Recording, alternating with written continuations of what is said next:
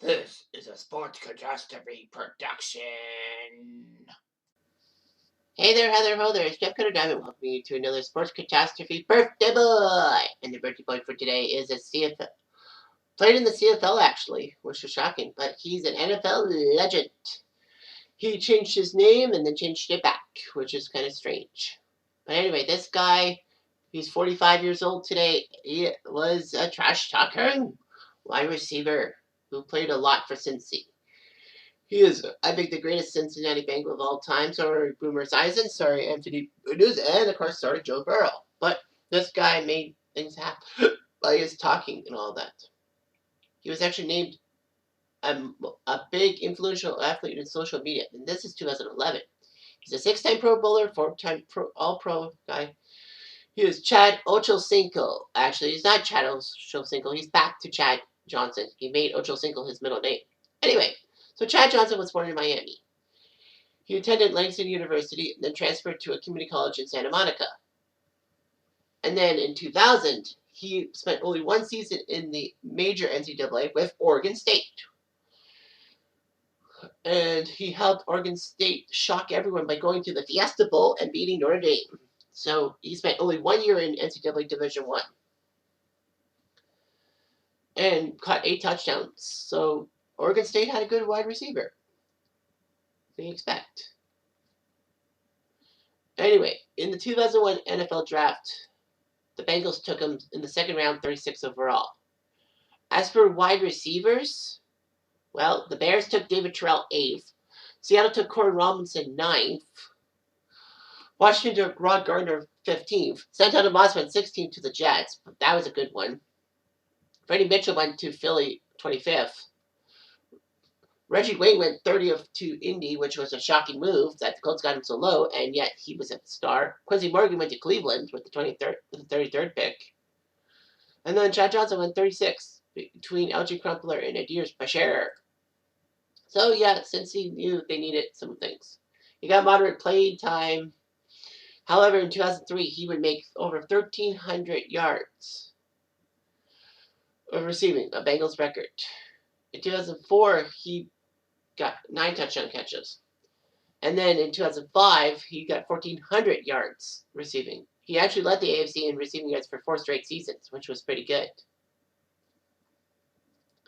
In fact, this was the first year that Chad got himself into a lot of things. During the 2005 season, he actually kept a checklist of who covered 85 and 05, which would evaluate the defensive backs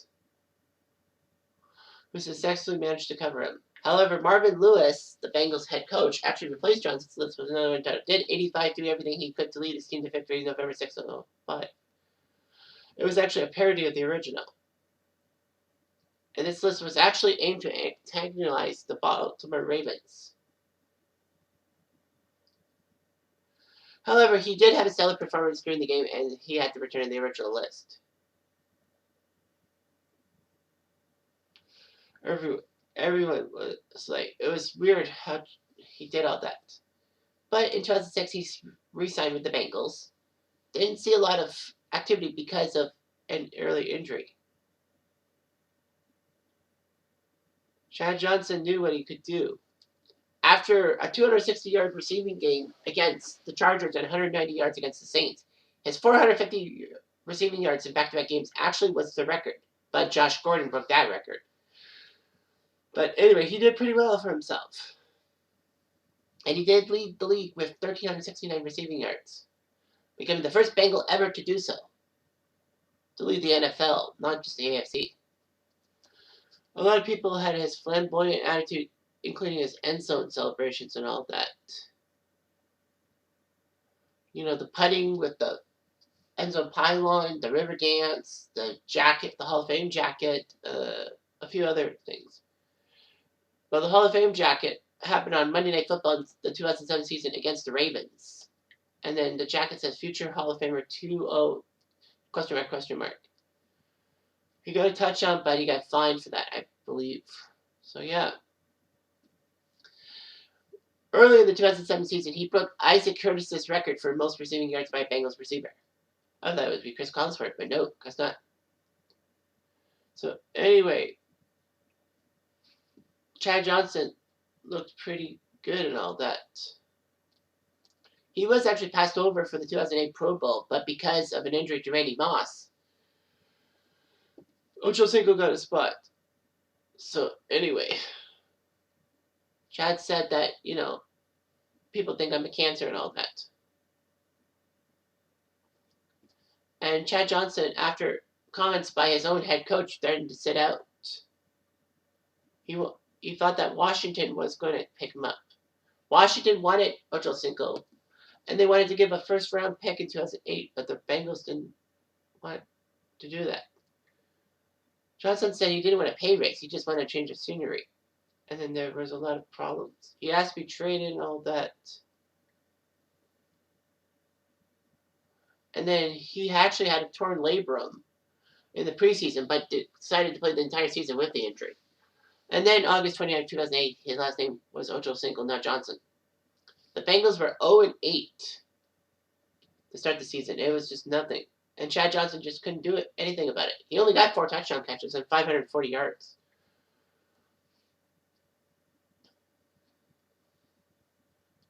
Anyway, Johnson had remorse for the 2008 season and wanted to make it up to the fans through numerous actions in Cincy. And it was amazing what he could do and all that. He did much better, catching 72 passes for 9 touchdowns and 1,047 yards. Ochocinco helped out with Cincy, and then the start of the 2010 season, he broke the record by Carl Pickens for most touchdown receptions.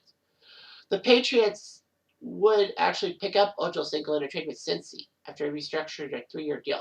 So the Pats would trade a 5th and a 6th-round pick for him, and I, as a Pat fan, was thinking, you know what? Hey, I'll take what I can get. Maybe he'll behave himself. But unfortunately, he didn't. He only caught 15 passes that season, 276 yards, and 1 touchdown. He actually had to attend his father's funeral. That's why he couldn't play in the AFC title game. In the Super Bowl, he did play, only catching 1 pass, though. And the Pats decided to release him. Good riddance. Then he signed with Miami, and then in the midst of being with Miami, he actually changed his name back to Johnson. And then, unfortunately, Chad Johnson got arrested for something, and the Dolphins released him. However, strange as it sounded, he actually went up north to join the CFL with the Montreal Alouettes and signed a 2-year deal. It was like, what? Chad Ochocinco is going to come to my CFL team. It was like, what? Unfortunately, he would only play 5 games in the 2014 season, and he missed the playoffs to address a personal family matter in Florida. Ugh. He only got 1 touchdown in a CFL season, and unfortunately, he failed to report for mandatory training camp in spring 2015, so the Alouettes didn't play him that year. I guess he could. And then he went to the Mexican football league for a little bit. And he almost went to Cleveland, but he didn't. So anyway, in his NFL career, he played 167 games, 766 receptions, 11,059 receiving yards, 82 touchdowns. No, 67 touchdowns, pardon. And the CFL career, he only played 5 games for the Alouettes. He could have been so much better if it wasn't for his antics. Anyway, he went to 6 times the Pro Bowl and was the receiving yards leader in 2006. He holds many Bengals records. Why wouldn't he? He was part of Dancing with the Stars from the 10th season and ended up taking 4th place. So anyway, yeah. Ochocinco tried out for soccer, but didn't really do so much. He was in a few pursuits. He's on the cover of NFL Street 3 in 2006. Yep, he was the main adversary. I loved that Ochocinco was there. And Chad Johnson actually boxed on the undercard of the Floyd Mayweather-Logan Paul fight. He fought Brian Maxwell, and it was an exhibition fight. So Chad Johnson has 9 children, One of his sons is playing for Arizona State as a wide receiver.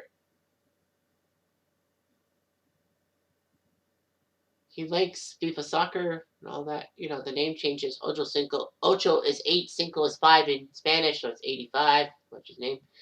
He had a lot of problems with the law and marriages and all that. So, but we can't just judge him based on that. We got to judge him on his on-field talents, and he had plenty of them. So fight me on it. Anyway, I'm Jan9, I do.